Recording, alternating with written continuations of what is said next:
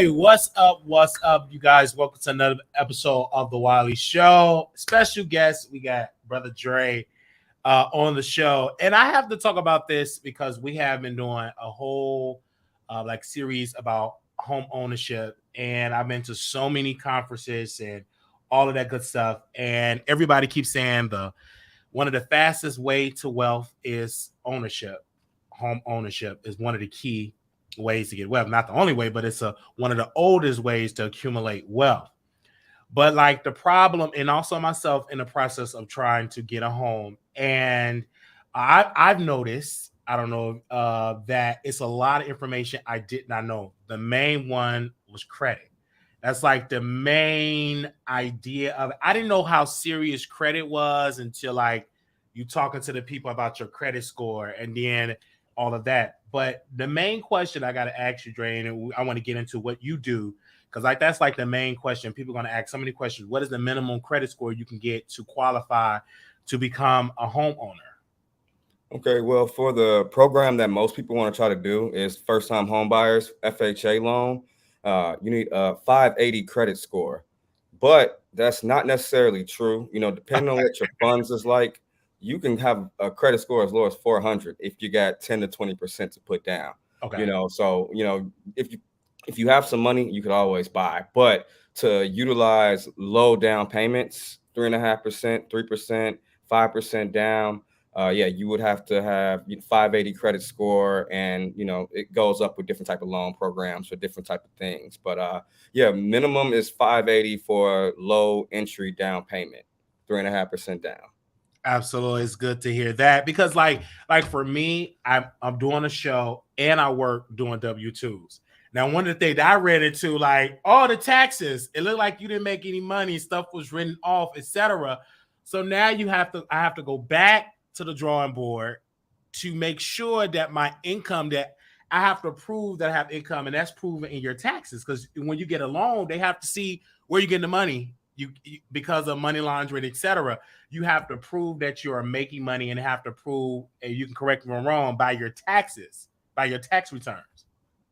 Correct. You are right. But once again, I'm a broker, so I don't work for an individual bank, meaning I have loan products from a Okay. whole different bunch of lenders. I can pretty much get you done however you need to do. But it goes to, once again, if you got some money, tax returns can not be an issue.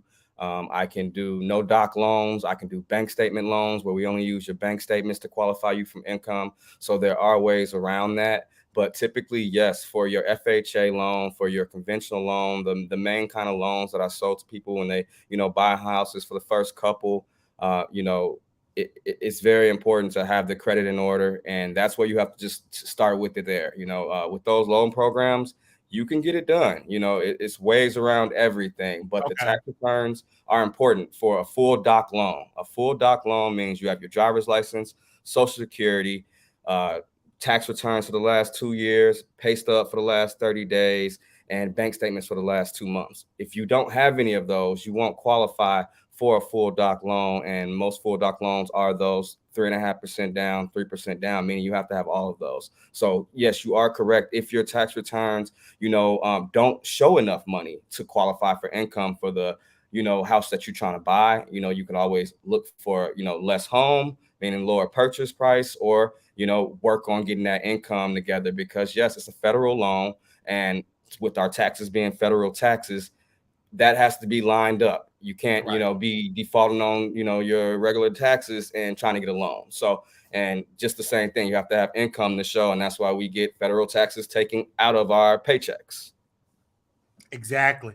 And so like that's what for me is like when you have a company, when you do this and then plus W-2s, it gets, I personally believe that you need to make sure, in my case, a good accountant that know how to do their job, and also Yes. communication, because like the lender that I'm dealing with now, they need to communicate with her because the tax stuff ain't looking, they see the income coming in, but it's not, how can I say, it's not showing on the returns like it need to show there.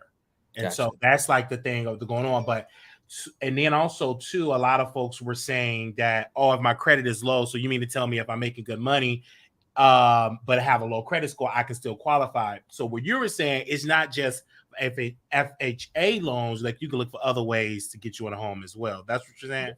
Yes, there are all type of different deals on the non-QM market.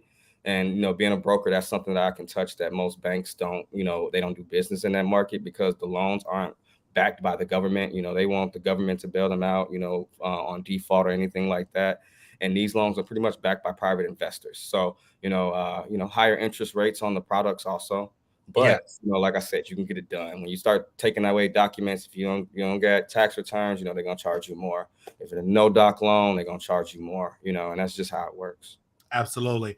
For people that come in, everybody know about rent. You have a rental payment, but this is what we're talking about: a mortgage. What is a mortgage? Mortgage is basically, depending on the terms, let's use, a 30-year mortgage. That's what most people do. 30-year fixed mortgage. It's pretty much the cost of your home divided by 30 years. You do the months on that. That's what your mortgage is. Now, there are other things that are included in your mortgage to make that payment, what you actually pay per month. But simply a mortgage is, your principal of the loan divided by 30 years. And, there's interest on top of that is going to make the mortgage more expensive. And that is your rate. So your rate that you get, that you qualify based off of your credit score, your rate is going to go into that. Also, what goes into that is going to be your homeowner's insurance. You have to protect the home. You're buying a house for hundreds of $1,000s. It has to be protected. You can't just buy it and be like, no, I'm good on insurance. Also, your taxes. Taxes come out every month. Some people pay them quarterly. Some people pay them by the year. There's different ways that you can set that up. But you have to pay taxes per month on said property. Other things that can go in there would be HOA. If you're an association and buying a condo, townhome, or something like that. With the FHA loan, I like to tell my clients the good and the bad. I don't sell people on only the good of a loan. I let people know the downside of it, and the downside of basically putting in a little bit of skin with 3.5% is you're going to get what's called mortgage insurance. Now, depending on type of loan, it can be called PMI, MIP, private mortgage insurance, or mortgage insurance premium. Depends on the type of loan you're in, FHA or conventional. But that amount, that pretty much they are going to tax you in interest, per month. It's a fee basically that you're going to pay for 30 years when you only put down 3.5%. Ways to combat that is to put down, 5%. But most people are only coming to the table with 3.5%, so it's kind of hard to ask somebody to put down more. But you put down 5%, and your that mortgage insurance can go off in 10 years. But a lot of people don't know that, so they stuck with it for 30, unless you refinance out of that loan into a different type of loan that say has either cheaper mortgage insurance or it doesn't have mortgage insurance at all. And that's just pretty much how it works. But they will charge you. That's the downside about going FHA, putting down 3.5%. You're going to get an extra payment worked into that mortgage to make it just a little bit more expensive. On a $200,000 mortgage, let's say it's going to be roughly about $100 added onto that. But $100 for 30 years, that adds up. So that's the downside of going FHA. A lot of people like to go conventional. If you have credit, you need honestly to go conventional. It's a 620 minimum, but when you get bottom of the barrel rates, it makes the loan very expensive. So really to go conventional, you need a 700 credit score. And with conventional financing, the mortgage insurance premium is a lot cheaper than on FHA. But FHA has better rates because, they want to get people cheaper payments. So you may get a lower rate going FHA. So it's really client based. Everything you do, everybody is different. Everybody is situational based off their assets, their debt. And yeah, like I said, each person is just their individual file. So you got to find how to work it for everybody. It's no one way for everybody. So what are all the things you need to get a mortgage loan, like the basics of it for a typical client that they need to prepare for those that are thinking, hey, I want to do this, but what all do I need to get started? Perfect. Yeah, great question. So there's three sides of a a mortgage transaction. Okay. The first one is going to be credit. Credit gets you in the door. 580 score minimum for FHA, 620 for conventional. Like I said, different programs inside of both of those programs. There's a ton of different things that you can do. There's renovation programs. There's down payment assistance. There's a couple different things in FHA that you can do, and also in conventional. But pretty much the three sides are going to be credit. So credit is going to get you, what your rate is going to be, and also the amount of programs that you're open up and available for. The more higher your credit, the more lenders are going to be willing to throw this incentive to you and do this for you to get your loan. So the next side after that is going to be ability to repay, meaning you have a job, you have some income somehow that is coming in, and it can be disability, it can be Social Security. As long as it's coming in, it can be documented and sourced, meaning I can look at your bank statement and see that you get this money every month. I saw that you got it in September. I saw that you got it in August. I saw that you got it last year, September and August. Meaning, yes, it's very important to have a job. So you have a job, the ability to repay.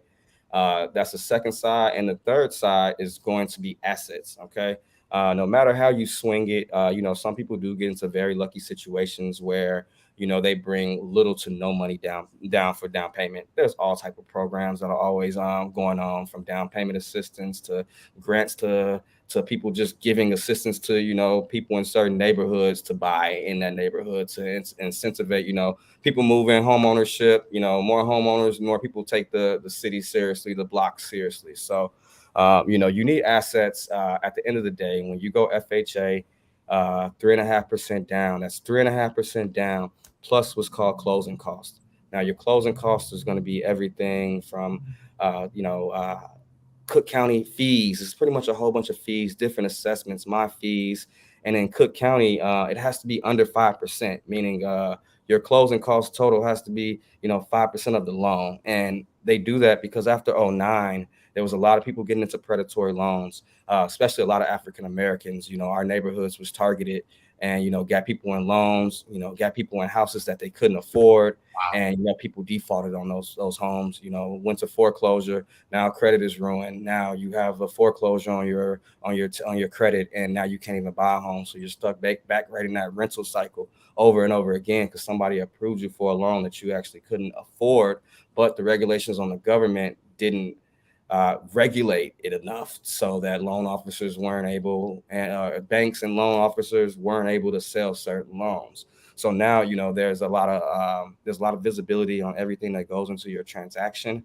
And, with those closing costs, you can see everything down to the penny, and you're going to get notified every time a penny changes throughout the transaction of a mortgage loan, so that the consumer, the buyer, has all the knowledge on what they're doing. And as a loan officer, you should have a loan officer to be there to explain to you everything. If you can't get your loan officer on the phone to explain why this costs this, then, you need to be working with somebody else, because, it's very important. You want to, with the biggest transaction possibly of your life, you want to be able to know exactly what you're paying for. So closing costs, I know that got long-winded with the story of why closing costs is like that, and they put fee limits on it, and it's basically to protect consumers so that they aren't getting into what's called predatory loans.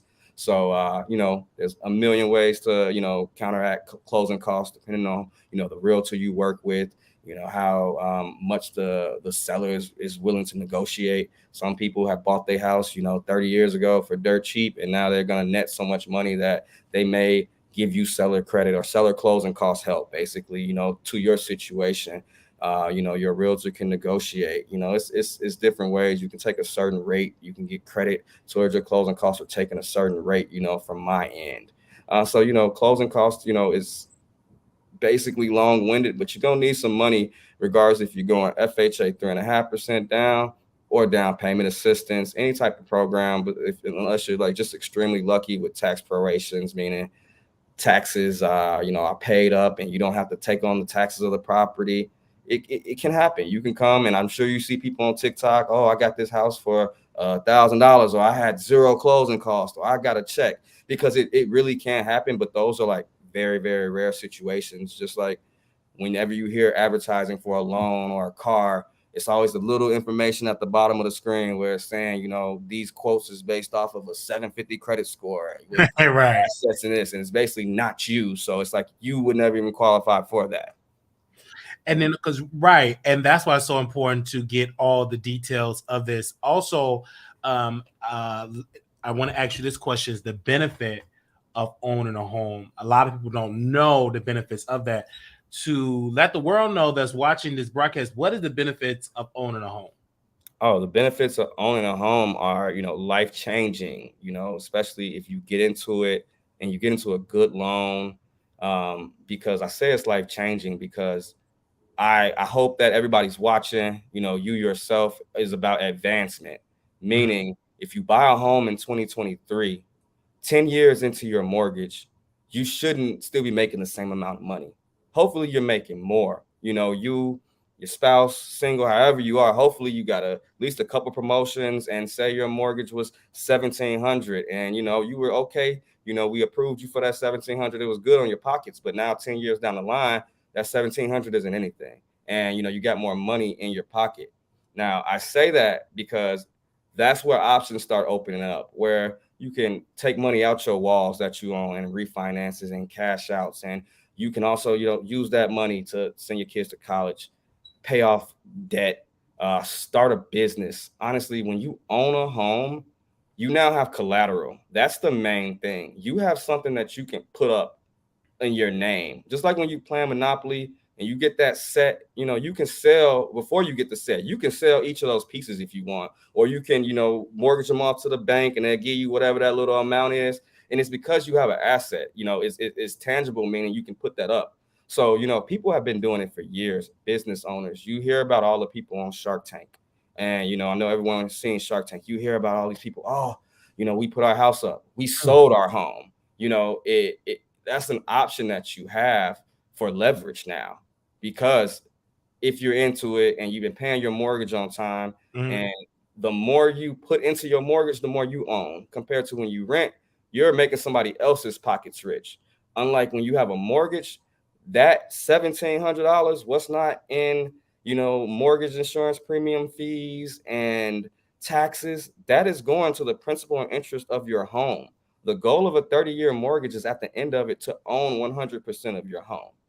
That's the goal. So over 30 years, the closer that you get to owning that, the more equity that you have, the more that home is actually valued to you, and people will value it more. Now, when you only have 3.5% in, and they can look at your mortgage statement and see that you haven't paid off anything compared to your principal, compared to, like I said, 15 years now, and say you're at 50% of your principal paid off.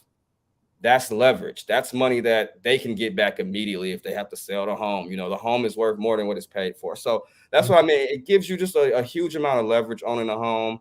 It sets you up financially. If you get a good loan that fits your budget, which you should get, never get anything you can't afford, because people will sell you on how much the max they can pre-approve you on. Meaning, if you do have good income and you have a spouse with, a double income household, and you can afford $500,000 because you guys make good income, that doesn't mean a $500,000 home is in your best interest. Just because they approve you for it and they Mhm. can sell it, they want to sell you the max loan because that's the more money that we make.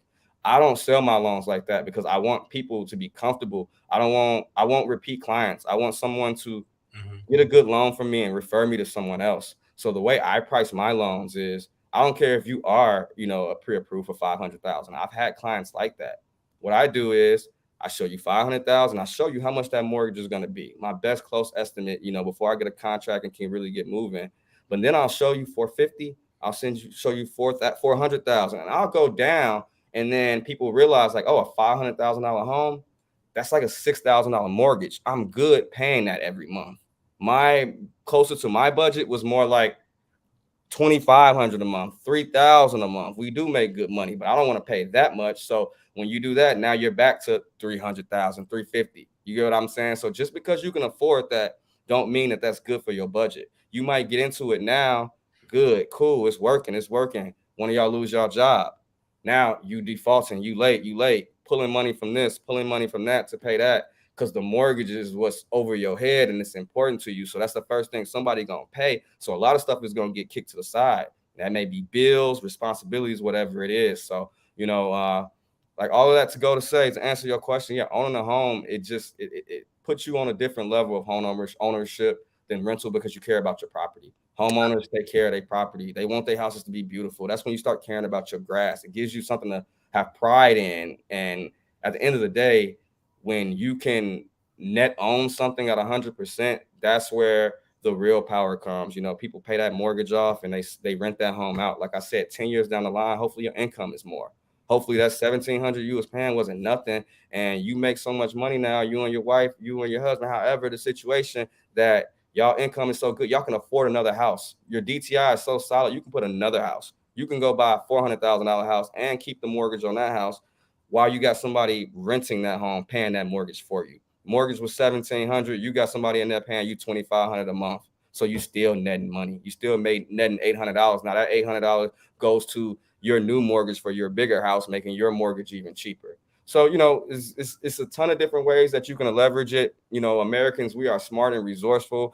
We'll find how to leverage anything and do so. I've seen people do all type of different things with money that they netted from selling their home, refinancing, or just buying a home with good bones in it, and upping the value by doing some work to it. It's just a ton of different things that you can do with the home that can literally just net you money. Absolutely. And a lot of people would like this one particular comment right here. They said home ownership is out of reach for many people today. I don't believe that. I believe that because we look at the average amount that you're paying in rent, that debunks that. In some cases, people will pay less for a mortgage than they paying for rent. Right. So I just think that when people look at property, they just so overwhelmed because a lot of people don't understand there's so many ways where people, like my mom, when she closed, she walked away with a check. Yep. So it's so many ways to get it popping, to get it done, to get that deal closed. I just think that people need to be educated. But it also a dark side of real estate because you do have those predatory people that prey on folks that don't know. DJ Envy, the Breakfast Club. I've been talking about that. All of that's been going on. And how will that affect your business? Because this is so public. Everybody say, you see that real estate stuff, it's a scam. Like they're trying to sign you up stuff because they did it all around. But I call that the dark side of real estate, that you're using your knowledge and praying and upselling to people that do have money, but want to build wealth, and you steal it. And crazy. So what's your whole thought process on that? With the DJ Envy New Jersey flips, that whole they've been. I got a great take. I got a great take on that. I've been talking about it. I've been following Tony the Closer for a while since he first started talking about it. So I've been following that. But to respond to Desmond, I'm sorry if I pronounced your name wrong. You're not wrong saying home ownership is out of reach for a lot of people because, with rates up, it does make a property that was $200,000 3 years ago when people were getting 3% rates, and now that rates are 7%, it does make that home from, let's say, $1,300 a month to $1,700 a month. So that same family that could only afford that amount, yes, they may be out of reach now. But my clients and the ones who I've been working with since I've been licensed, I've had a couple success stories of people who listened to my words and guidance and tightened their budget up and got it done. And that's really all it takes. And it's the lack of excuses that we got to get past, because if you want to do this, I speak to women all the time, and they say, hey, I'm tired of this area. It's too many shootings over here. This is crazy over here. Get me out of here. And you talk to the husband, he like, man, whatever my wife wants. So it's like some people are more risk adverse and willing to do things than others, and that's the main thing that you have to remember. And, give me a call, or, if anybody, and I'll help you put you on a plan. I don't tell anybody no. No one wants to hear no. I'll let you know how to get it done, what needs to be raised. You need credit help, I can help you with that. I got a couple credit people I know. I have a lady in-house, who does credit. She's good at it. That is honestly, it is the first challenge. And because a lot of us don't know credit, I didn't know credit when I got into this. It was a huge learning path, but now my eyes is open. I see things completely different, but so you're not wrong, but it is a way to do it. It's a way to do it. And like he said, like Marquis said, it's a lot of ways and programs that are incentivizing people to get in there and buy, regardless if prices are high. And last part on this, but if you buy high now, when the rates drop, the more you'll benefit. Like I said, that refinance is going to be paid for. Lower rate, you might be in a $1,700 rate. But 3 years, 5 years, 10 years, I'm not the Fed. I don't know when it's going to drop. But if it's at 7 now and it drops to 4 in a couple years, you're refinanced and you're going to be now paying an even cheaper mortgage or cheaper mortgage than what you were previously paying. So, it's benefits all the way around. Now, secondly, the DJ Envy Caesar thing. Yeah, I've been following this for a while, and to answer the question, it doesn't affect me as far as if somebody's scamming and they're taking people money and investors, because like at the end of the day, I do this and I took this career because I want to have success in it, and success will be lucrative for me and make me money to advance my goals and dreams. So if you start scamming people and you start doing people wrong, you lose your license. I worked very hard for my license, and I'm passionate, and I did this show off of the fact of our skin color because I want to educate African Americans. I don't care what your skin color is. If you don't know how to buy a home, I want to help you out. But the stigma is on us. People our color, we don't know how to buy. So I'm passionate about that, and I'm passionate about teaching. So, I don't ever want to be in the frame of mind where someone scamming or that happening over there has anything to do over here. If you come over here, I'm very open. I'm very honest. I can't really lie to you. I can't say, hey, your closing cost is going to be $30,000 and they were actually $20,000 and I pocketed 10, because when you read your disclosures, that's going to come out. You're going to get many of them. Like I said, whenever a penny changes, you're going to see everything.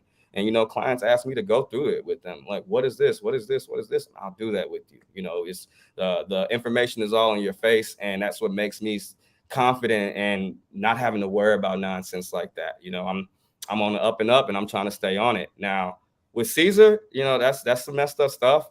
I feel that Envy at the end of the day, is responsible, because you got to vet and, know who you working with when you broadcast people out. You really do. And when you, especially in the financial, situation. That's part of the reason I hit you up, before this show and said, we had our little talk that we did, just to make sure, we were where we needed to be with it and on point with it, because I really want this information to be relayed and accepted to your ears so that you learn something. And I'm telling you, if you have any questions, I'll give you my number. Give me a call after this. I work all night, all day. So, anybody on here got a question, make sure I put my number in the chat. Feel free. I don't care. I literally just posted on my Instagram. My new thing is, no sale, all tail. I just want to tell you how to do it. I ain't trying to sell you no mortgage. It's going to come when it comes. But I do feel that the iHeart or whoever's over Breakfast Club now, that lawsuit should be going to them, because DJ Envy just running his mouth and inviting this guy on who didn't scam people for millions of dollars. So absolutely, I think it's messed up, man. And then also it teaches you be careful, like you said, putting yourself on publicly with someone you haven't vetted. Yeah. And DJ Envy should have vetted him more, and also a radio station, because they can be held liable. Because all the people that I've have been in my DM that I've reached out to have all said they invested off of DJ Envy because he's attached to DJ Envy. I was listening to the radio. That was like the main thing. And some of the guys that were scammed allegedly were like street dudes that wanted to clean up their money. So it's going to be some problems there. But it's quite sad that this went on. But it's so good to bring you on, because I love to have brothers in the business to educate folks about property and all of that. But also, like you said, you took you a while to get your license. You worked hard to get your license. Like, what was the process? My mother, she's taking her real estate exam again in October. She didn't pass the first two tests. She missed by 1 point. So let's pray that she passed this time. But it's such a process to study in. And I don't want to mess it up by scamming and lose my license, because it's a process. And you got to pay in Illinois to get your license. It's a payment that you have to pay once you pass. You have to pay every year. Every year we got to renew. Every year, it's our renewal time right now. And even speaking to your mother who failed, I failed my first time by 2 points, and when I failed it, I got a 73. You need a 75 to pass. I instantly knew I was taking the test why I failed it, and it's because I didn't study. I didn't take it seriously. I studied. I did the chapters, but they made this test so hard, and they say it's, harder than the real estate test. It's one of the most failed tests. And it's because they want people out doing good loans. They can't have, we had a whole, that mortgage crisis in 2009, that caused the whole, what's the word for it? crash. Our whole economy crashed off of all those bad loans because all those investors who got ate up by those bad loans, they no longer have money to invest in wheat and oil or whatever else their money was into, and it caused a whole bunch of things to cascade. So it's very important, who you working with, and to protect yourself. Like you got Absolutely. to, you really do. Absolutely. And it's good to have you on. I got to get you on because, like I said, I am in the process of doing it. I love it because I'm getting as much knowledge as possible. And also I love the fact how folks email me and they said, Wiley, thank you for these episodes because we have been so bombarded with celebrity gossip and I love everything about it. But also, too, that's not going to change your life. This type of talk can change this is generational wealth. Yes. And in order to really change, to really be fully free, you have to have ownership, good credit. You have to know how to play ball like they play ball.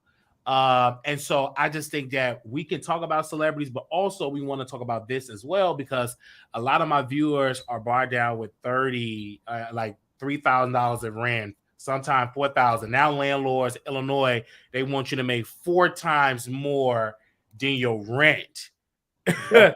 That is what they want to make. And I'm going to actually put your number on the screen here. If anybody, I was going to post it, but yeah. Oh yeah, when it comes to, I put it on the screen here, and Yeah. so people understand this is the industry we in, and let's talk about the banks buying up as many properties to put on the market to rent. Yeah. Too. So this is the time to get into it because renting is not going to change. It's going to be more and more people going to rent, and that it's better to own because at the same time, Bishop T.D. Jakes said it in the Disruptor, you can't leave your apartment to your family. No, you pass that down to the next generation.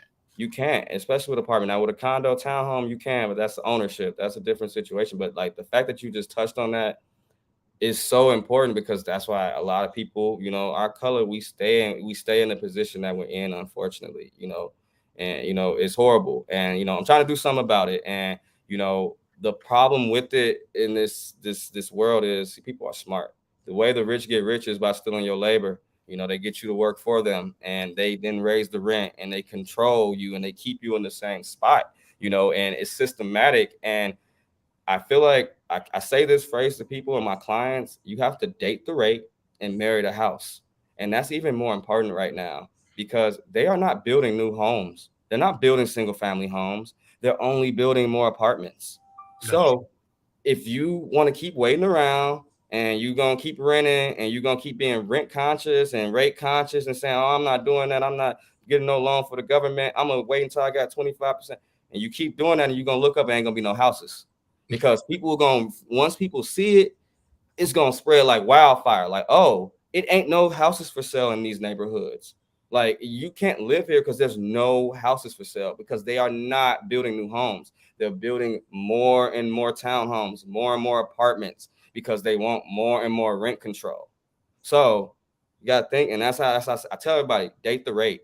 Hey, rates change. And you may be looking at a 7.5% interest rate right now, and they may never go back down. I know it sounds crazy, but like in 5 years, in the 10 years I'm talking about, rates could be at 12, 13%. And you're listening to me right now in 2023, and I'm telling you that's 7.5% with decent credit, tier 2 credit, 7.5, 7, over 700, you might be able to beat a 7. And you think, oh, 7 is high because you are in your head stuck because a couple people just got 3, 4. So you like, I want that deal. That deal may not come back around. It will, maybe not in your lifetime of buying a home, though. Everything comes back around eventually, but it might not come back in your time frame of time to buy a home. You're going to keep renting until you're 40, 50, 60, and then say, oh, I want to buy a home now when it's finally back to 3%. Good luck with Social Security. I help seniors out all the time, but, when fixed income, it's not like you're making extra money. So, a lot of times those are smaller purchase prices. That's why a lot of older people, they sell their home and they move into condos. They move into townhomes. They move into smaller properties because it's less on their budget for retirement. It's less. They're paying less in taxes. They got less space. They don't need the space. The kids is grown. Everything works in a cycle. Everything makes sense. And that's why they're trying to build up more apartments. They want more of us to rent. Absolutely. Oh, wow. I have your number on the screen here if y'all want to contact Dre, his number is 708-378-6242. But this is so important to understand because I looked at the data. I'm like, oh my gosh. In some places I was researching that they're trying to put laws on the books to prevent companies from buying up these single family homes and putting it on the market to rent. Even in Dallas, they kind of stopped Airbnb. I believe in Georgia, Atlanta, some parts of the country, a lot of people were getting Airbnb, and it was affecting like housing because they say we're dealing with a housing shortage. I think we're dealing with affordable housing. It's a shortage of affordable housing, but it's important to own because you're ahead of the curve here. I just feel for those renters because you have no control. It's no law to prevent a person to put the rent at $8,000 a month, whatever he feel like it. They can put that amount. There's no such thing, I don't think, or you can correct me wrong, a rental cap. Like you can't go above 8,000. Look at Wicker Park. Look at Chicago. Yeah, look at the gentrification. Whenever you hear gentrification, that's what's happening. They're raising the rent, kicking the people out who was on rent control, who can afford it at low prices, and they raising them to the point where they have to move. Absolutely. You know, it's messed up. You know, because it's a game. I definitely see like my grandmother had got her stroke, and my family. They put her home up for sale. So I went back to the property and oh my God, I couldn't believe it. The amount of work that he paid $80,000. There's no telling how much he's going to sell it for. And this is in Inglewood. Everything like a bathroom in the attic, like it's just crazy. I just think a lot of us and people was embarrassed. It's like, oh, I should never sold because most people, when they sell these properties, they're not thinking long term that you're selling an asset that you could do so much with. You can rent it out, etc. And a lot of the Latinos, I can say this without a doubt, they are in Inglewood and they're buying up a lot of stuff and they know how they have the skill set of renovating those properties as well. And it's no telling if they rent it 4 or 5, whatever an amount. Roseland area, they're predicting the next 10 years going to grow next to President Obama, his presidential library in that area. The neighbors upset about it. But of course, the rate's going to go up because of that library. Look at and you can contest to this, everything going to go up in that area. And I don't know. I just think that we as people, as Black folks, we got to get into home ownership. That's one of the key of why we so behind in wealth today, because we don't own as much. If Black folks, if we go up to 50-60% of home ownership, the wealth and Black gap will be neck and neck.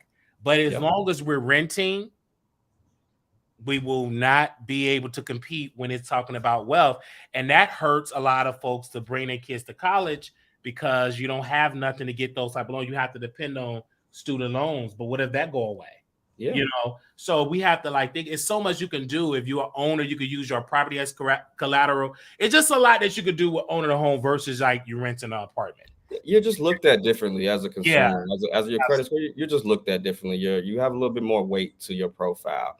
And, like I said, I think about it. And the main thing that I think about with homeownership is when you have enough equity and you can go get that loan for that business.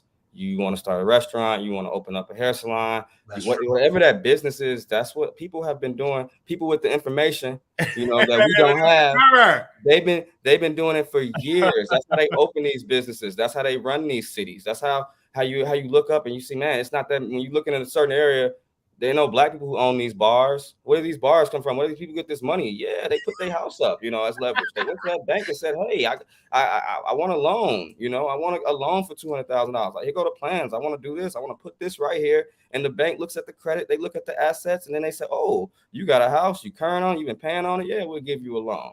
You just looked at differently, just higher credit score in general, it affects a lot of stuff from your insurance. My wife, she does insurance, to combat even more what you said about home ownership and passing that down.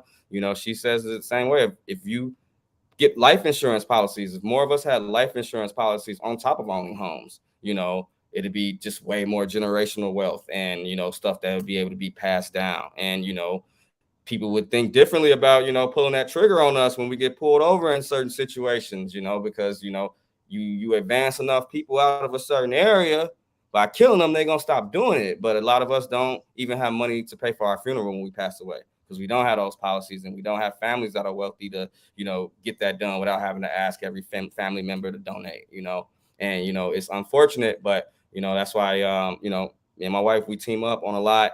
She does my HOI, my home insurance policies. She's always finding ways to save people money with State Farm. It's good company. It can be expensive, but we work together with our clients. Co-handedly, and we help a lot of people. So we just kind of getting started in it. I haven't been in loans that long. I'm 33, and I'm a statistic, meaning there's just not that many African Americans my age that are doing loans right now. I kind of got into it through a whim. I had a friend who was a realtor, and wanted me to try something out, and I was down to give it a try, and I'm starting to have success with it, and I just want to keep that driving and help out as many people as I can. Seriously. Absolutely. I agree. I mean, I love it. Like establishing like LLC, and I was looking at, okay, I have life insurance. I had it about going on 3 years now, because I've seen so many young people die and the family had to do a GoFundMe and beg the public to bury them, and I didn't want to do that. And so now looking at home ownership, I said, okay, this is another key to build wealth. I'm 32 now. By the time I'm 42, look how much wealth I have accumulated, especially coming in the game with no children. Because I've seen I look at my own family. I said, oh, we've been renting for years and you can't pass that down. I got to change that in order to build wealth. You have to own something. And this starts with you. But like you said, you're thinking about it, and that's where it starts. I definitely want to be able to leave something, to the people I bring into this world. I think that is very important. And, like I said, that's something else that just sets us apart. Absolutely. Where, if we are lucky enough and fortunate enough to, make it to graduation from high school, our options are so limited as far as go to the military, go get a job, or go to college. And, it's a lot of kids in this world who don't have to, they have a fourth option. It's like, go work for dad. And then you go work for dad, who's had you on his payroll for the past 15 years, and your credit is amazing. Now you got a steady job with great credit. And, I used to think everybody was rich. Like people who I saw with jet skis and, really nice stuff. It's like, I thought people were rich to be able to have that, but no, people just leverage good credit. And when you have a good credit history over years and years and years, it's even harder to lower that score without, doing something, extremely, destructive to your credit. But yeah, man, people don't be rich, man. Some people have $300 credit card limits, and some people really be having $30,000 credit card limits, So it's perspective on how you look at it. Absolutely. And that's the important piece of getting the knowledge. And that's always able to connect. And I didn't even know where you were. What you do? And you told me, and I said, okay, I got to bring you on the show. And it's so good to what we're doing now is communicating. Yep. Back in the day, our ancestors, our grandmothers had no choice to communicate because it was segregation. The doctors had to live with the nurses. Everybody had to live in the same neighborhood, and they was able to talk. And so now, because everybody's so separated, people like yourself, it's good. It's refreshing to see you come back to the community. Because typically, people don't go try to talk to Black folks. They go with the money folks, typically with the good credit. They're ready to buy. You ain't got to do too much talking. But with Black folks, you got to do a little bit more legwork because you're dealing with a community. Have never heard of owning something other than renting, and credit is just, oh my God, they never had a car. I didn't start thinking about credit until my late 20s. So that, and that's why I was like, okay, this is something that we have to change. But I also can say this: I don't care what your color is. If you come in the door with good credit, owning a home, equity, you can move around in this country. Yeah. No, you can. That's so I've learned that by just looking at Black folks that are doing well. And they said, he said, good credit is good credit, no matter what your color is. Yeah. And it's a lot that you can do. But if some people believe that this is just keeping you behind. But no, and maybe it's that 422 credit score. That's when I first looked at my credit was 422 points. It's a good representation of who you are and how you spend your money. Because it tells a story. Don't nobody want to give you money if you owe everybody from AT&T to Verizon. And so I started looking at, so when I first paid off my car, it's like I won the lottery, because I'm like, oh, I finally paid something off, because I remember back in the day I would get cars, don't even pay it. Screw it, take it. I don't care. I get another one. But now I'm taking it serious, because that's not the way that you should be handling yourself. When you get cars and get a cell phone, pay it. Like, it's not, I remember back in the day, I used to get banks and overdraft and get another bank. I would do all these bad financial decision because I just didn't care until like I want to move up, and I'm like, oh, It I got doesn't go away. attitude, yes, Yeah. and pay these people back. So it's like now I got to think differently, and it's also your mind frame too. If this ain't changing, no matter what you say, they're not going to be able to receive it. But when you have a willing mind to receive it and apply the information, is great. So now seeing my credit in the 600 some points of the work that I did and learning that if you have 2 credit cards, you should be maxing it out because they add all of it with your credit utilization. I just learned that by just mistake. And so now I just keep it at 1%. I still use it because if you don't use it, you lose it. But I don't just buying crazy stuff and don't pay my credit cards. Yeah, no, you shouldn't, man. And honestly, I think people, especially in our community, we figure it out once we just see a little bit more. Yeah. Once the world opens up more, when all you see is everybody not paying credit and everybody doing this with their credit, it's like, then you do look at it like it's not important, especially when you are in the same space and you just live in that same cycle. It don't matter to you because you don't have nothing to utilize it. So you're not going to get nothing from it because it's so bad and you're used to it. You're good with it. You don't need it, but when you want nice things, when you want stuff that you can't afford, big purchases, you can leverage it. It's just a tool. At the end of the day, everybody don't know everyone doesn't know how to swing a hammer. But if you want to put a nail in something, you might have to use that hammer, So it's just like you eventually gonna have to use it, and learn how to use it because it's a good leveraging tool. It's very important, and everything we talked about, I just want everybody to know, like, yes, there is a lucrative way to do loans and go do loans for people who got all that good credit and everything.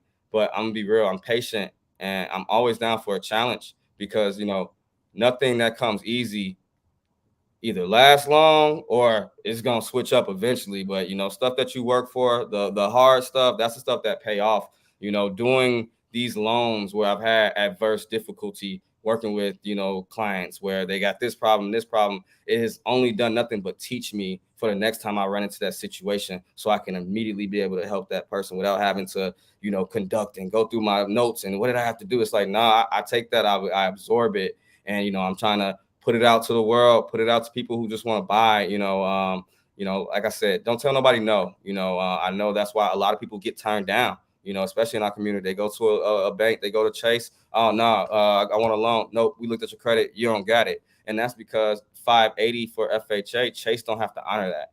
Chase can up it to 600. They up it to 620, 640. They can set their preferences on where they want to, approve their loans, and, to stay competitive, they may not do that because then they're going to lose all their money to Bank of America. But, they can put that type of, contingencies on their loan. And, that's why since I started brokering, I used to work for a bank and pretty much I couldn't help my people. Just being straight up with you. It was very hard to do loans for Black people. But once I started brokering, it all opened up to me because it's like, oh, I can actually use 580 because the company I was working for at the time, FHA was 580, but they were only using 620. And I have clients that come to my door all the time, 593 credit score, 588, 610. I think I just did like a 606 a couple days ago. Those are all people that I wouldn't have been able to work at the bank that I was working at previously because of the cap that they put on credit, and they're missing that 620, where actually FHA is at 580. So, they want a certain client. They want you to have money because, yes, the loan is easy. It's quick. It can be done. I work with people who need gifts. I work with people who using, a lot of their 401ks, they savings, hard-earned money. Everybody I've even had a client who received $20,000 from a grandparent. Everybody don't have that for a gift, everybody don't have access to that. And, that's where it's like, we got to find something that fits you. And that's literally like, that's what I do. I'm a broker. I'm going to find you the perfect pair of shoes that fit your feet. And it's going to be comfortable too. You're not just going to be in them.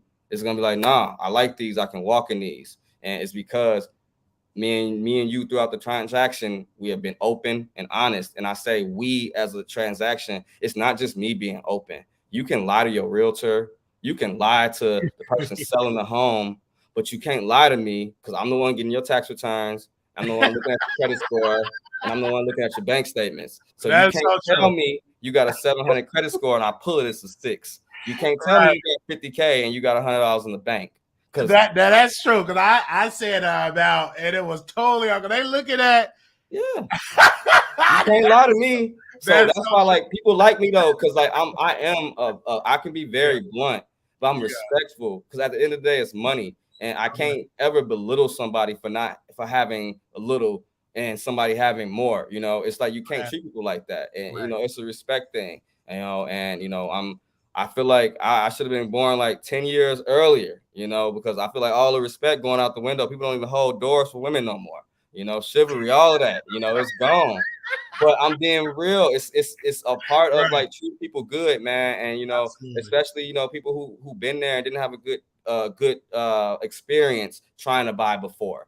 They credit wasn't there, and whatever that held them back, and they got back into that rental cycle. I've had clients like told me like, man, my mortgage loan officer was horrible. They didn't get back to me, and that's what they would do to you when they loan not easy to get processed. That's when you get ghosted by a loan officer. When he stopped answering your phone, that's when you get ghosted. But I learned that because I asked people and I asked my realtors, like, what is the main problem with your LOs? And that was the main problem, is getting them on the phone. And a lot of them are just not, at the end of the day, they're older. They're not on Instagram. They're not on YouTube lives. They're used to doing paper applications, meaning they used to brick and mortar phone calls. It's old school. A lot of them stayed in their ways. I know some loan officers like that still, and a lot of them are there. But that's why I'm striving to be different. You can reach me on multiple platforms. I text, I Zoom call all day clients. It's like I'm trying to be accessible in a way that people haven't been, and I'm just trying to move a little differently because I'm in a realm where people are as loan officers, they sit behind the dark. They don't talk to clients. They got an assistant who do it. They pretty much get your money. They talk to you a little bit, and then they go behind the door and they close your loan, because a lot of them are not social. And that's why I chose to be a loan officer, because I really didn't want to be a realtor showing people houses. Not that I'm not a social person. I was just like, yeah, I kind of would like to be a little bit backdoor, but I want to also give the appeal of being there, communicating and talking also. And I think that's like, I've been having a lot of good success with my clients. I've been closing some good loans for people.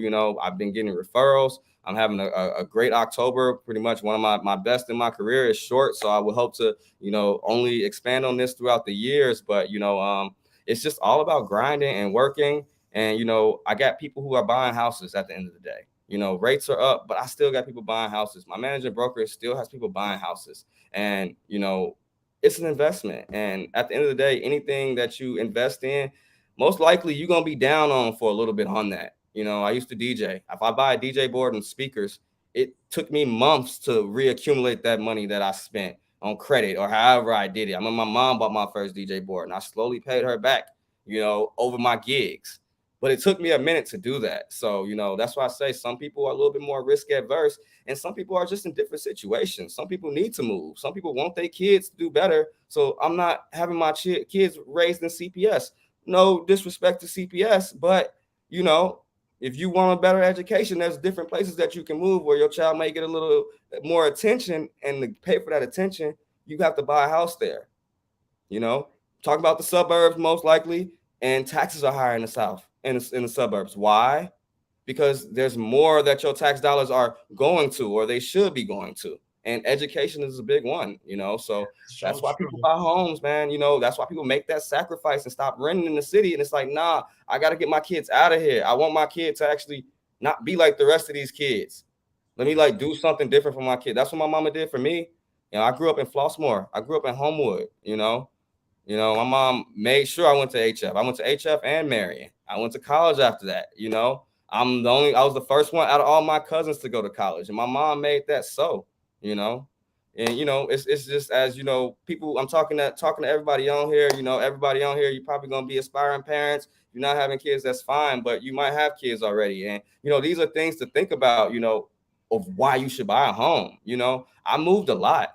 I moved a lot. I lived in Indiana. I'm from California. I've lived in hotels my whole life. My parents were salesmen. I've moved around, hotel, state.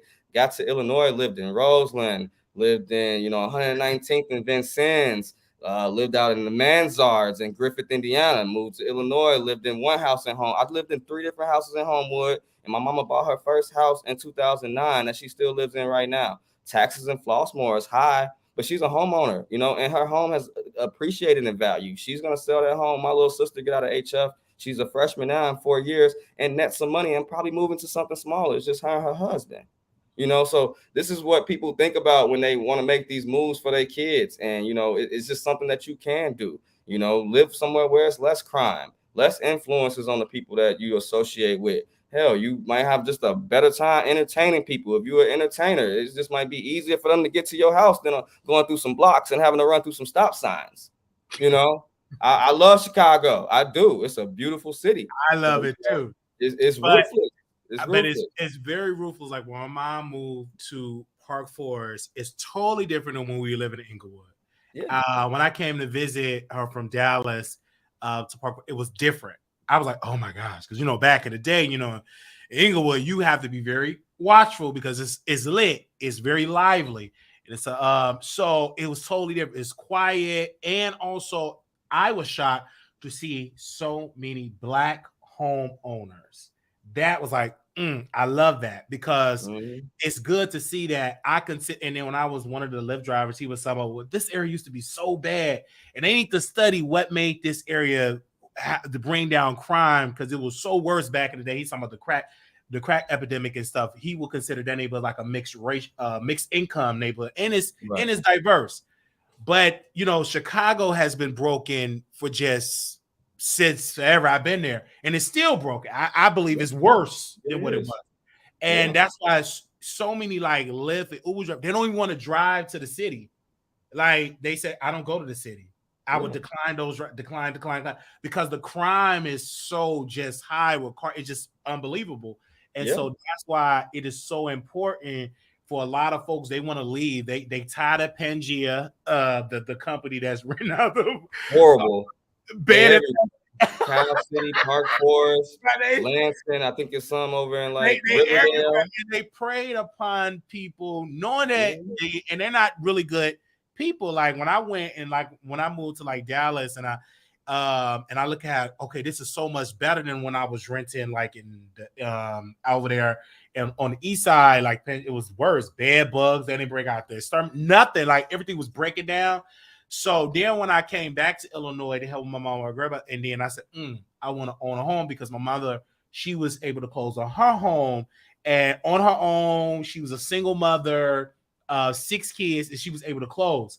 So, and she got her credit together and everything. And now she's studying to be a real estate agent. So I just think that's amazing. And that's why it's instilling me as our oldest son to do it as well, because I understand just by interviewing people with money, they said real estate. And I looked at their real estate portfolio of them on. I was like, oh, this is where it's at.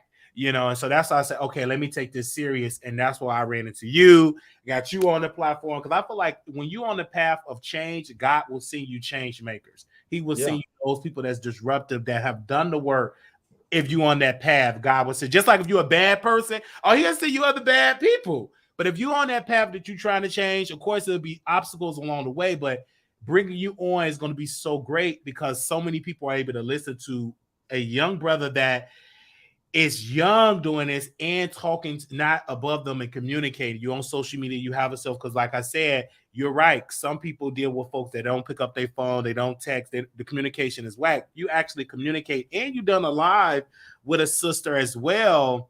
I didn't catch her name. You was on IG. Yeah, I'm trying to get to that, man. And that's my struggle of you was on IG and sharing more of my success. And I'm trying to tell you, like it's there. It's more so just managing time, and that's what I'm working on. The more loans I'm able to do and be a part of, it consumes you. It's like an all-in gig. This like real estate can be a hustle, but as a loan officer, it's not really a hustle for real. It's a career. It's a for real. It's a path, but like you got to do certain things. You got to put the effort in, and from zero to where I'm at now, I wish that like I had the motivation and the drive that I have now in year one, but I didn't, because I didn't know. I passed the test second time, but it was just still so much I didn't know. You can't pass that test and sell a loan. You just can't. Like, even if you like pass that test with 100%, it's just still so many things that goes with the process of selling a loan, the little detailed things that the testing stuff doesn't show you. And it's just experience, so it is one of those things. It's building relationships with realtors and, other people, and, building that up and, accelerating from there. But, it's definitely something that you got to put a lot of pride into if you want to do good at it. And, I'm not content with just being mediocre. I've never been that, I've always been over that. So that's how I want all everything that I do to be. And, that's why I always look at ways to, do things differently. But I still feel like I haven't hit my whole groove yet, with the marketing and, the Facebook and the Instagram and posting constantly. I'm gonna get there. I'm definitely gonna get there, but working on myself, working on that. The first thing was knowledge. Like I didn't want to, I was scared to call realtors to ask them to give me a loan because I didn't want them to ask me a question I didn't know. So I strayed away for a long time and, kind of just like was looking for help, and no one was really helping me. I was working for an all-white company and I got no help. As soon as I got licensed, before I was licensed, everybody was my friend. Everybody loved me. But then once I got licensed and I was competition, nobody wanted to give me none of the sauce. And yeah, like I said, I've been doing this 3 years, but it's really like 2 years and some months, because when I got with my new brokerage, and also I do work for a Black-owned brokerage, 100% African-American owned. My managing broker, Dante Royster, he owns his building. It's not fronted to him. He owns everything. And, I got with him and he had such a wealth of knowledge to share with me that I pretty much took off for 6 months. And I didn't sell no loans because I was just learning. Me and him was doing Zooms 2-3 times a week. I'm coming into the office, just working on files, watching him work, just getting experience. And then once I was able to answer the questions and I felt confident on what I was selling, exactly the details of it, because I had sold some loans now in that process of not in the process of learning, but once I got out there, I had some opportunity to sell, and it really helped me get that jump in, like, okay, I got it now, and here go a loan, and let's do it. And it was, successful, and it had some ups and downs, but I got through it. And then from there, it's just more and more and seeing the same thing, repetition. That's really just all it is, man. And even though everybody is different, it's just how you fit everybody into the puzzle. Everybody is a piece. You just got to figure out where that piece go for the puzzle to be complete. And, I hope everybody on here is getting some, good info. Yes. And we definitely going to bring you back because, like I said, I'm in the process of it, and I have the power because I talk to a lot of people every day on this platform, and I want to see them shift because I have so many of my colleagues that create, they all rent. And I said, there's no longevity. I want to own something. Like, I don't want to just keep renting. And then I want to show people the process so they can be encouraged, inspired to do that as well, because I don't want to continue to be a renter. I want to have something I can leave to the next generation. Oh yeah, and be at peace. Like when you cutting your grass, like it's yours. Like when you out in the garden, getting the garden. Like let's just look at my mother, how her mindset is different than versus when she was renting. And it's so many programs. Like even if you on like public housing or low income housing, it's so many programs where the government giving you incentives to become homeowners. Like that exists. I just think that most people are just not getting that from it because nobody's knocking on the door and saying, hey, this is going on, get on it. Like most people don't, but it's out there. It's just about doing the legwork. That's why when you told me you had a show, I was down. I'm just busy. That's why I had 8 o'clock, 8:30. I'm out running around. I'm just busy, Yeah, that's I know your schedule is busy because I look at my mom relative, her people over there. They're extremely busy. Yeah. Like talk to a lot of people. Yeah, because you talking to a lot of people. But I said, hey, whenever you're ready, let me bring you on the show and everything, because it's just great to have you on the show because people need to know this. And I want Black folks that's professional folks, and shout out to Bishop T.D. Jakes. He wrote a book called The Disruptor. I love that book because it's Black power, like Black people get owning companies and doing the work, because I think we need to see more of that, because it's a spirit out there that said Black folks, we ain't doing nothing, we criminals, we got babies, we ain't taking, and that's not the case. In some cases, people are doing that, but not in every case. And I just want to broadcast the good, even though, tomorrow I might be back dragging a celebrity.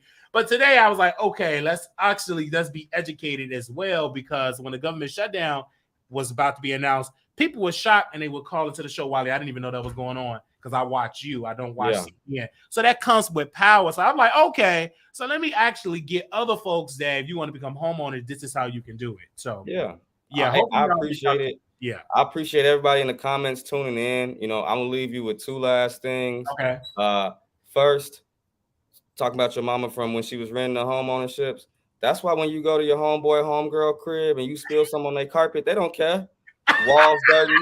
They don't care. They don't own it. That's why every apartment building you go into, the carpets is disgusting. Disgusting, You right? feel me? That's why they keep shoes on, because you don't want to put your feet on there. Compared to if you go to somebody who own a house and you spill some on their floor, they rug, they like, what? They mad. It's like, don't do that. That juice is going into my wood, and that wood under there is gonna rot, and I live in this home for 30 more years. Don't do that.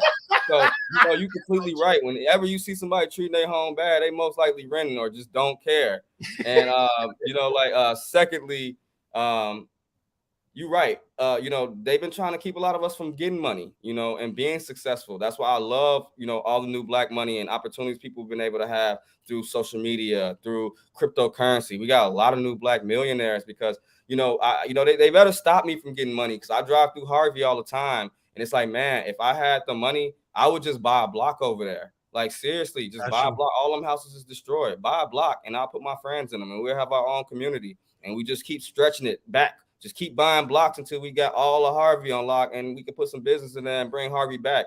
And that's all it would take, And, cities like Harvey and Chicago Heights, they would sell you those homes for dirt cheap.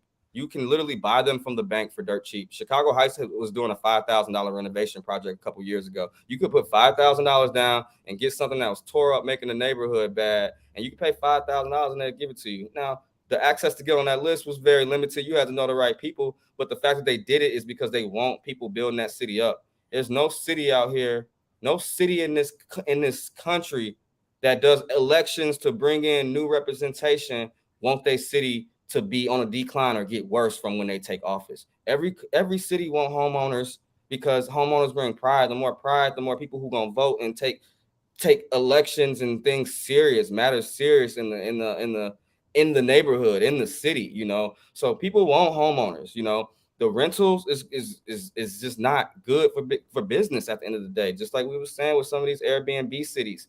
Now the businesses are suffering because half of the city is Airbnb rentals, and it's actually not apartments that people are living in to order some. Like, it's crazy. Right.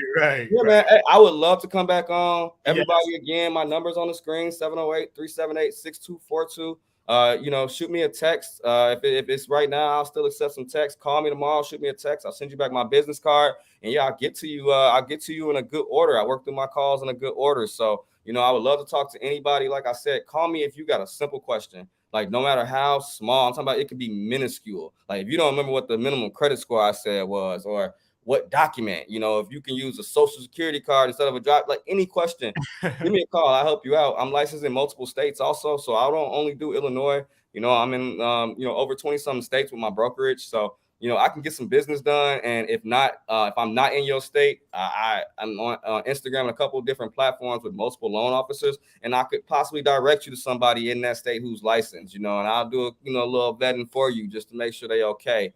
Any state, any questions, any calls, I'll take them. Just shoot them this way. Again, man, appreciate meeting you and appreciate the opportunity. I love spreading this information, and I want to get it out. And, anytime that you need me back on here, you got me on my contact. So, let me know. And if you have any problems with your loan, not that I want to do your loan, but if anything don't even look right, if you get a disclosure and say your loan officer don't answer the phone, call me. I'll look over it with you. I'll make sure, everything look good on there. I'm definitely going to call you. I'm definitely going to call you tomorrow. Yeah, please do. Definitely. And I'm definitely going to get you back, because there's some more stuff because of selection time. And, a lot of people got their student loan debt canceled.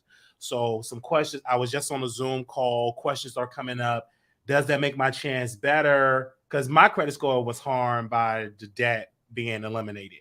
So I lost some points. So everybody's kind of like worried. Is that going to affect you with owning a home? So it's like those type of questions when it comes to that. Student loans. The good thing about student loans is, if you're on a repayment plan already, then we will take that repayment plan and add that into your DTI. So that can affect you. But say you're not on a repayment plan, or say you need that repayment plan reduced, you can call and get a reduction. But if you're not even on a repayment plan, we only take 0.5% of your debt, like 0.5% of your total debt, and say that totals whatever X amount, then we add that into your DTI, and it's like a whatever amount of payment. So, student loans really don't affect too many people. They only affect people when you're like bordering on the edge to not being approved, and I still got to add in more debt. I still got to add student loans. Like if I take your app and I pull your credit, import your liabilities for FHA loan, I can go max 55 back in, meaning 55% of your income can be put toward housing. If you already had a 52, 50, and I got to add in something else, and then you got child support or whatever, you cooked. That's a whole different conversation, stuff that kills loans. And we can have that next time because child support, I just went through a child support one. But we just did a whole town hall. Is child support evil for the black man? It was very passionate, but man, that's a form of debt. And if you behind, that can harm you. You can't get no house if you behind on child support. And ladies and gentlemen, because I'm not saying it's only ladies on child support, gentlemen, also, if you got child support coming your way, even if you're trying to qualify for a loan and say your significant other, your baby daddy, baby mama, say they move out the state, right? And you in the loan process, and this is a real life example. They move out the state, they move to Texas and get a job in Texas, right? It takes Illinois and Texas some time to line that up, get the child support lined up, to get that payment now from his new job coming now into your bank account. And say that child support that had been coming consistently for 5 years, there was now July month where there was no child support. And now the lender is saying, whoa, we can't do this loan because you said you get this child support every month, but why didn't you get this money in July? And we tell them like, hey, he just moved, he got a new job. They literally waited until that child support came in and they held the loan up, and that stuff that lenders can do. It's like, we need this need filled and we won't clear this loan until this need is filled. And it was a simple thing, just as the baby daddy just moved to a different state. But child support can help. It can hit you just like some stuff like that, just being behind, like you said, that's the worst thing. That's definitely not happening. That debt got to be paid up. It's federal debt. You can't mess with the Fed. But hey, I'm gonna get off because I'm gonna talk all night if you let me. So I'm gonna get on out of here, and you have a good night. Everybody out here in YouTube land, y'all have a good one. Next time I come on, I definitely put a suit on, get a haircut, so I'm not wearing the hat. So y'all stay tuned in for my next appearance. All right. All right. Thanks, you, man. All right, man. Have a good one. All right, now. Man, that was such a good day to have him on. All right, y'all. Thank y'all so very much for tuning in. We'll be back tomorrow, Dragon. But I did have to bring him in because I met him in Illinois, and I said, hey, I want to bring you on the broadcast. We couldn't connect. And then he said, okay, I have some time in my schedule. So we bring him on. We have other disruptors that's going to be coming on this show that work in. We have some people in tech. We're going to be coming on because, again, I want people to hear me. I just don't want to focus on celebrity gossip. Okay, I will focus on that all day long. If it's a good story, yeah, but some videos are going to be some videos that are going to help make you better as a citizen in this country. So that's or a citizen of this world. So that's what we're going to be talking about. We got another person going to be talking about international real estate, etc. But having those type of empowerment conversation is needed because I'm learning as well. Like I'm learning as well as a person because I'm in the process of owning my own home. So, but I want you all to know this so you all will be inspired to change as well. So, but we'll be back tomorrow to drag. I know y'all say, oh, where are all the people at? The people ain't in the building. Because I understand. I get it. You like the dragon. I just want them to be honest, though, Michael Jackson and Dream and Bougie Barbie and Williams, all the people, Coke Bottle, all the people I see in the chat. I just want the people to be honest of what you like. You like the dragon, okay? But that's not going to stop me from doing other shows, but to keep the lights on, of course, we roasting and gagging. But that's not going to stop me from talking to disruptors because at the same time, yes, I talk about mess, but I also, on my professional side, I talk about professional things as well. So I mean, I could just go on and on and on and on and on and on and on with a lot of stuff. So I just want people to understand that, like we did the child support panel, was a great panel.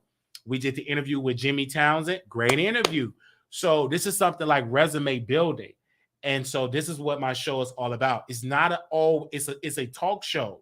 This is what it is. It's an online talk show, meaning we just ain't always talking about celebrities. We're gonna be talking about a whole lot of other stuff. All right. So let me just make that perfectly clear. We're just not always talking about celebrities. All right. But we also talk about other things as well. So I just got off a Zoom call with some folks. So this is what we do. We have these type of conversations. So I do want to say thank you all for coming in the chat. Thank you all. And I will see y'all in the next episode. Little black boy, you're beautiful. Little black girl, you're enough. When times get hard, always remember to put God first. I want you all to make sure if y'all want to contact Dre, you can also contact him or text him 708-378-6242. Tell him I sent you.